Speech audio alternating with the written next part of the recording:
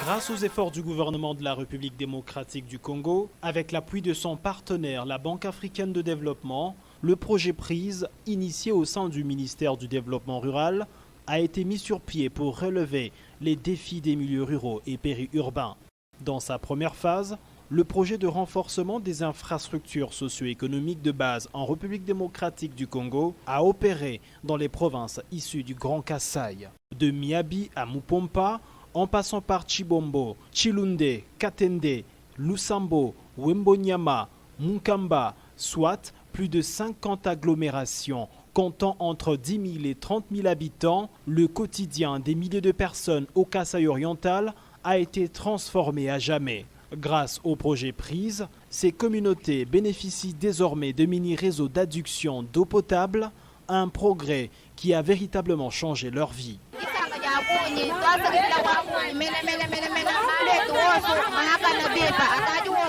Ces infrastructures modernes incluent des châteaux d'eau conformes aux standards internationaux d'une capacité de 40 à 200 mètres cubes de stockage, imposant par leur architecture que par leur fiabilité. Le projet PRISE a également aménagé des cabines techniques et des salles de chloration, facilitant l'accès à l'eau potable via de bornes fontaines. Alimentées par un réseau de conduite de plus de 7 km, ces bornes permettent aux habitants de s'approvisionner sans effort à proximité de leur foyer. Ces villages, c'est l'heure de la célébration.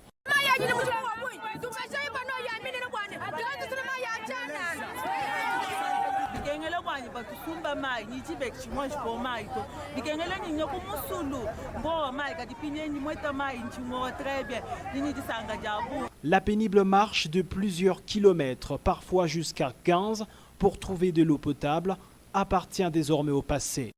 Le projet PRISE, piloté par le ministère du Développement rural et financé par la Banque africaine de développement, renforce les infrastructures socio-économiques au cœur de la République démocratique du Congo.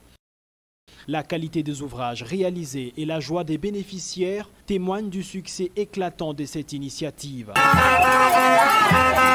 L'impact du projet PRISE va toutefois bien au-delà de l'accès à l'eau potable, en plus des réseaux d'adduction issus des forages et de l'aménagement des sources d'eau à débit important. Le projet a transformé des points d'eau en véritables espaces de vie. Il a permis la construction de marchés à étalage, des boutiques, des pharmacies, d'abattoirs et des moulins, ainsi que l'équipement de nombreuses écoles et centres de santé.